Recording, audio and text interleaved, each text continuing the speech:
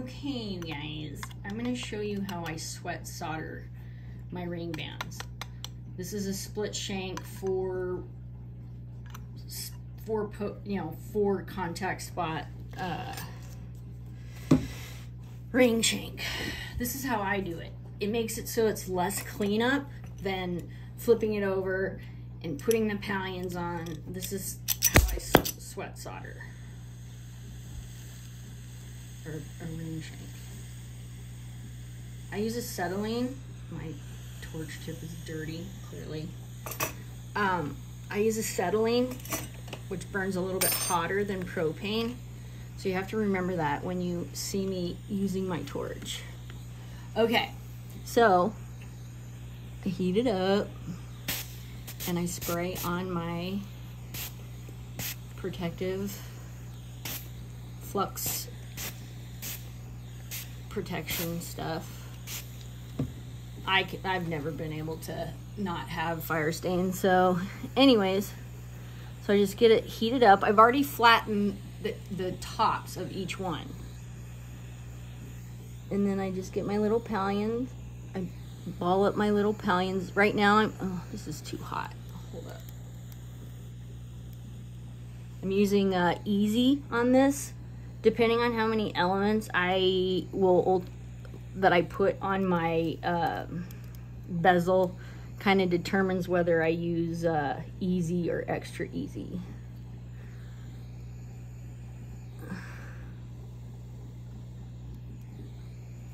And then I just dab them on there. So now they're on there, right? Let's see here.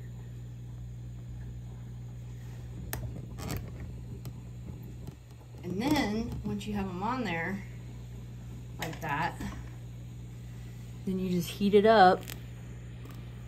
You don't blast each prong with heat. You just kind of heat it up as a whole, and then they just melt.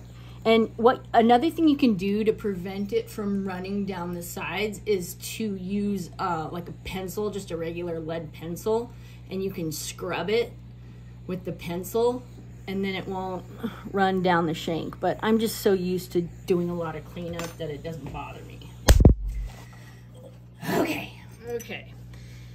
And then you don't necessarily have to pickle your shank after you get the solder on there. I did, just to be safe, but. And then, so here now I just put you have to be mindful of the surface of your solder board or whatever. And even your bezel too. If there's parts of your bezel that you filed, it's not gonna always sit tabletop flat. So this one happens to be a very evenly cut stone, so I'm not all that worried about it. But I just heat it up a little bit, and then I spray on the Back to Basics Pepe Tools fire protector. And I kind of get it, I like to get it so it's not all lumpy and bumpy. You know what I mean? Jelly bean. And then once you have that done, then you can position your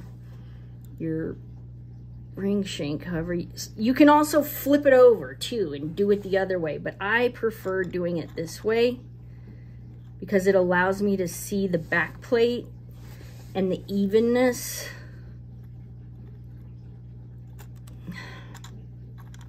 Here, let me give you a bird's eye view. And so you can mark it if you want to. You can mark the back plate and line up the things. And I'm an eyeballer. I eyeball everything, which is probably makes my stuff not absolutely perfect, but I trust my eyes more than I trust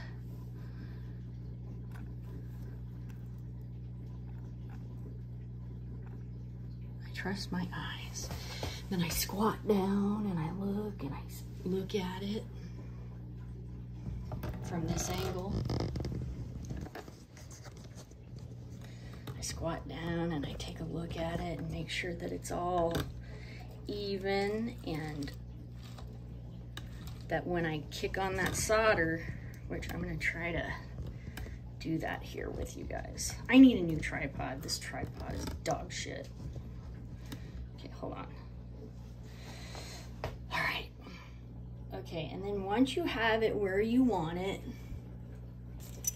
on, now fine, if you don't melt your solder perfectly and one side and it's not even, it will get even, but you have to be ready with your solder pick in case you got a monkey with it and move it around. Okay, so here we go. And again, you heat the whole piece, everything. You can give it another little squirt to protect your band.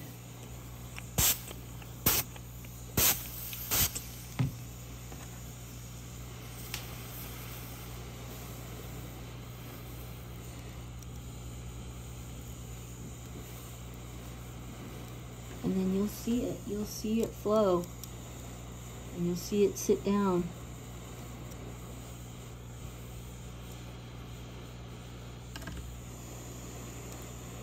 Doesn't take much when you use acetylene.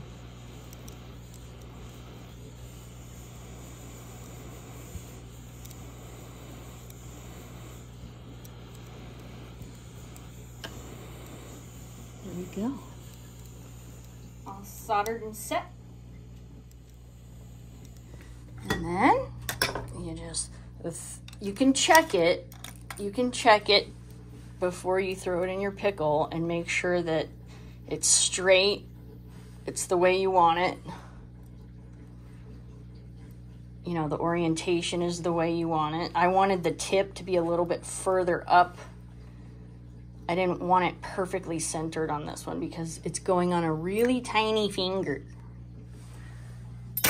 Okay, so now that I've got it, see, it's just it just creates a little bit of a cleaner soldering. I mean, obviously I still have to clean it up and feather those connections, but it's just so much easier and cleaner to do it this way, in my mind. Now it's time to clean it up.